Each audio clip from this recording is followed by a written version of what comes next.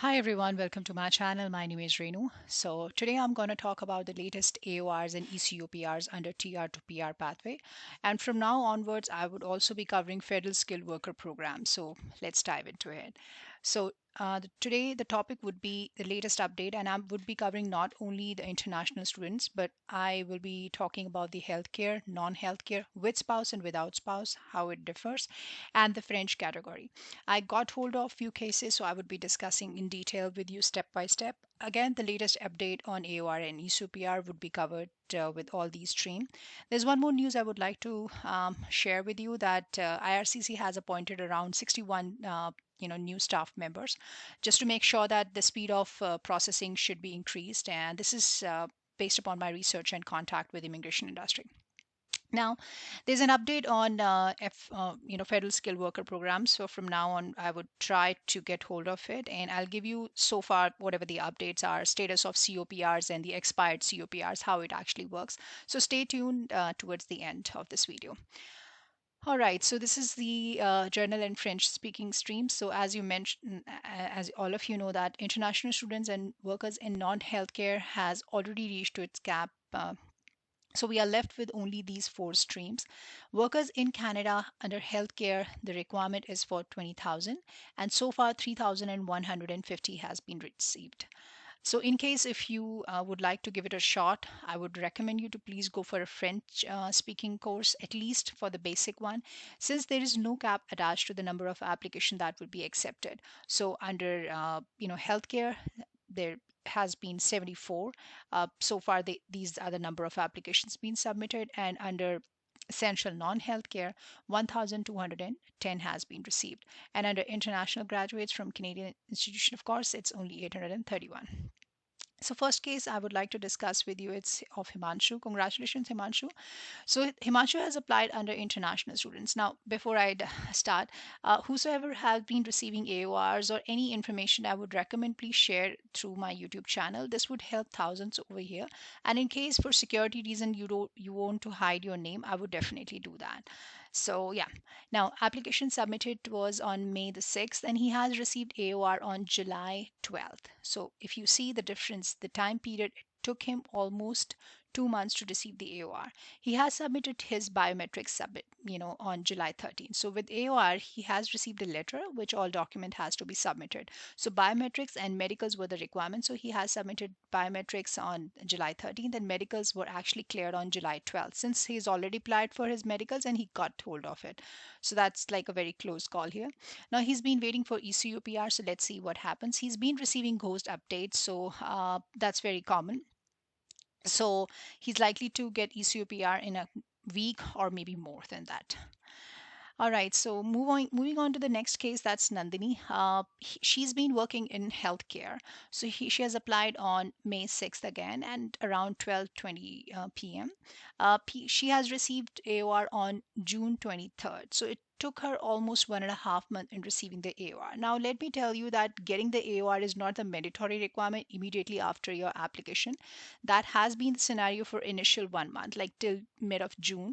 Applicants were getting AOR and then the letter of requirement and the PR confirmation portal. However, as per the recent trends, number of application has been receiving the letter. So immediately after submitting their application, they're actually getting the request for medicals and PC. So I'll be covering the timeline toward after discussing all these cases, how much time does it actually take.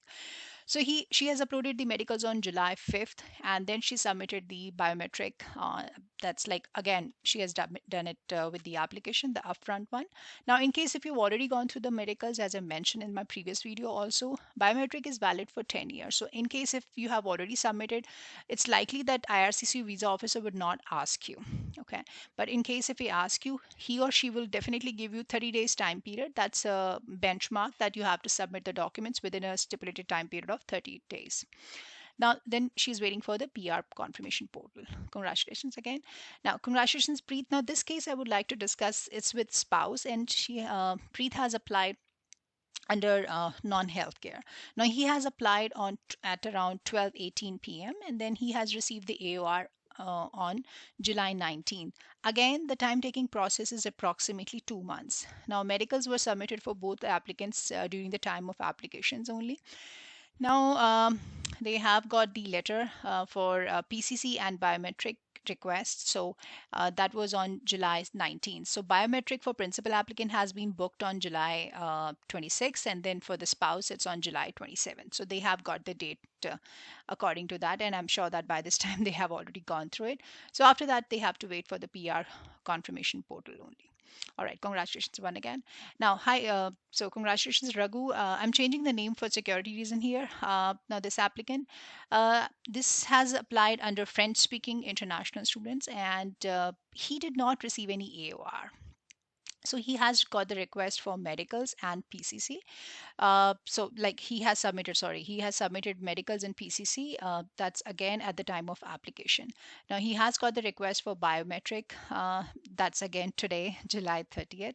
So he has booked the appointment, and the date he has got is for August the 3rd. That is Tuesday. So after that, there is a possibility that he probably would get the next letter. That's like any kind of a letter from IRCC. So again, congratulations, Raghu, and thank you so very much for sharing all your cases, guys. All right, so this is again congratulations, Jay. I have already discussed Jay's case in my previous video also, so nothing new to it. So he's been waiting for the PR confirmation portal only. He submitted the application on May 6th and then got the biometric request on June 11th. And then again, he has submitted all the documents as per the requirements. So it's just waiting for the PR confirmation portal. And again, Ramandeep case I've already discussed with you. So still, I wanted to discuss this case with you since he has already applied on May 6th and he's been waiting for his PR confirmation. You know, he has already updated everything through IRCC, and he's seeing that, IRCC is reviewing his documents since July 6th. So it's almost a month. So guys, it does take time. So, let's be clear on that. So now let's discuss about the timeline for TR to PR under all the streams. So in case if you have submitted your application from May 6th to May 20th. So AOR is again not a mandatory requirement. So you don't have to receive it immediately after submitting your documents. So this can vary from case to case. Now, the visa officer thoroughly examines each case with utmost sense of diligence to ensure that all the documents or information whatever is being provided by the candidates for say biometrics, PCC, fingerprints from RCMP, medicals, and pay stubs.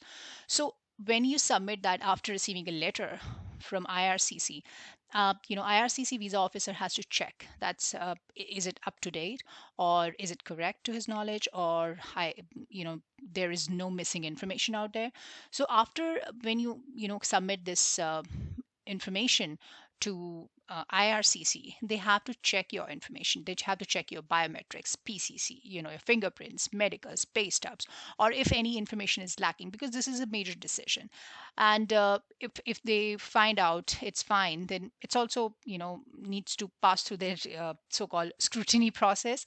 So this may take a month, or maybe less than that, or more than that. So in case of missing documents, definitely they would get back to you again to verify the information more closely, and that's again going to take time, right? So that's why it's advisable to submit all the set of documents in one go, and just make sure that whatever the information you are submitting, submitted with due diligence, because this is how IRCC officer would also do, and recheck your documents before sending. And in case if you are sending the required list of documents, like now everybody must be sending the pending documents, so just make sure that it has to be up to the mark and should be within a time period, like the benchmark is 30 days time period. So just keep that in mind. And then they would be verifying, and then ECOPR would be the final steps. Now, the cases with spouse outland, why this is taking a little longer, I would say, than expected, is the reason being is that there are traveling restrictions. And if you see that from Indian perspective, I could say that the flights are still not active, and the government has already delayed the decision of lifting the ban. So this will take time. Moreover, even the application without spouse are also taking time. So with spouse, in any ways, I have not got hold of any case where the spouse was also involved and he or she is in India or somewhere else and got hold of ECOPR so far. So in case if any of you have received, please update via YouTube. That will be great help to all of you out here. So things are likely to speed up after traveling. So this is all for TR to PR. Let's dive into our federal skilled worker program. Now the first update over here is that proof of fund limit has been increased, and it was supposed to be updated on July or 15th. So this is a new chart one has to follow. If you are unmarried, you have to submit 13,213, that's Canadian dollar for one person. And if you're married, then it has to be 16,449. And if you have a child, then 20,222. So the whatever the figures I'm quoting here, it's all in Canadian dollar. Now, how exactly it has to be done? Now, this updating will not make any difference to the date or time of your application with IRCC. For say, if you have submitted the application like 6 months ago, it will not affect your application. It's just you have to update the funds to keep your rank in. According to the IRCC guidelines, you need to have the official letters from your bank or financial institutions. Letter must be printed on the financial institution's letterhead. So include the institution's address, phone number, email, include your name, list of outstanding debts such as credit cards and bank loans and everything. And then you have to include for each bank and investment accounts the actual numbers, date each. So it has to be crystal clear. Also, the average balance has to be for a past 6 months time periods. Just keep that in mind. Okay. Now, who does not need proof of funds? For sure, you don't need to show that you have enough money to support yourself and your family if you're applying under the Canadian Experience class, or you're authorized to work in Canada and you have a valid job offer, even if you apply under the Federal Skilled Worker Program or Federal Skills Trades Program. Now, how you can update this information in active Express Entry profile is you have to log into IRCC secure account, and I have shown you through TR to PR pathway how does it look. You have to go to personal details and select the family as an option. Then you have to mention the total money, that's Canadian dollar, and you'll bring to Canada and to support your family and yourself, and update that information according to them. Now, Federal Skilled Worker Program, again, you have to confirm the PR status. How you can actually confirm that? You have, so how to confirm your permanent residence online is go to, IRCC website itself. So to manage the outbreak of the coronavirus, thing, in most cases, IRCC can confirm permanent resident status like without in-person interviews. So they can actually call you without any interview, and this will be done through a new and secure portal that is called PR Confirmation Portal. So how exactly it works is that once IRCC approve your application, IRCC will send you an invitation to confirm that if you want to use the portal, your email address, all email address for each person on the application has to be updated. So you have to update that information. You have to create an account for yourself and send another email after you confirm the above with a link to the portal and instruction to sign in, how to sign in with your username and your temporary password. So this is more like, you have to log in through IRCC account there. Like, then you can sign in for the first time and create your own password like I showed you in TR to PR pathway also. So you confirm that you are in Canada, provide an updated home and postal address, and upload your photo. And once IRCC review and accept your photo, you will submit. It will show in the portal. You should be able to get the PR card within 1 week's time period. And that's how the process actually works. Make sure the mailing address has to be up to date. There should not be any flaw with your email address also. Now, this is an update on expired COPR. So IRCC have released instructions to expired confirmation of permanent resident COPR holders on how they can renew their documents and reissue. Now, due to this COVID thing, there have been a lot of things going on which we were not expected, and it's actually more than what we were expecting. So time taking process is unexpected here. Now, in this case, what IRCC has come up with a solution is they can renew your documents and reissue the COPR so that you can travel. Now, in that case, IRCC says that if you hold an expired COPR, now the someone from their department will email you about your application. So you have to answer that email and indicate that yes, you still want to come to Canada. Now, IRCC may then ask for new medicals and update your information. Now, if you choose not to respond, your file will be closed. So just keep that in mind. Keep an eye on your email. Now, the government says that most people will expired COPRs that were issued on or before March 18, 2020 have already been contacted. So, in case you are falling before that, I would recommend you to please contact IRCC customer support at 1-888-242-2100 from 8 a.m. to 4 p.m. Eastern Time, Monday to Friday. And that's again, you can ask your relative to contact within Canada because this line is not available outside Canada. Now, expired COPR continued. Now, you will be asked if your family situation has changed. This would include if you got married, divorced, or had any new child. So you have to update the information. So, IRCC will update your application and ask you for the relevant documents. So, in case if you got married, you have to provide the marriage certificate, marriage photographs, your spouse-related documents, and all that thing. And for child, of course, his or her birth certificate with passport size photographs, their passport copy, so goes for the spouse. And then you have to show the number of funds also. Now, you may also be asked to submit new documents if the ones you submitted before have expired. Now, this would include police clearance certificates because PCC has the validity of 6 months and medicals, of course. Then it's important to note that you should wait for instructions before doing your medical exam. IRCC will provide you with all the instruction forms to take with you to the physician after you reply to their email. So you have to wait for the guidelines from IRCC. Now, again, you will have to wait to receive the confirmation from IRCC in writing that they have reissued your documents and that they have sent you a new COPR and new visa sticker in your passport if needed. Now, if IRCC reissues your COPR, someone from the department will send you the documents you need to travel. Now, I would also like to cover certain queries like FAQs.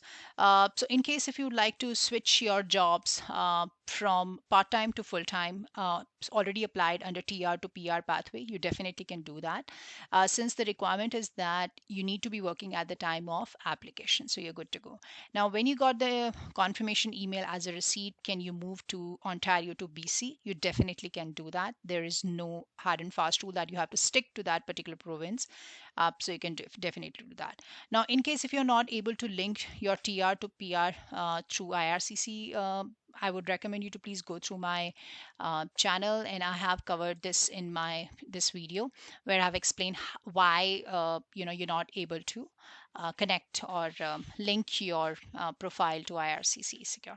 Now, in case if you've not subscribed to my channel, I would strongly recommend you to please do that. I have covered a lot on TR to PR pathway and PNP programs, so I will be covering more on upcoming programs also.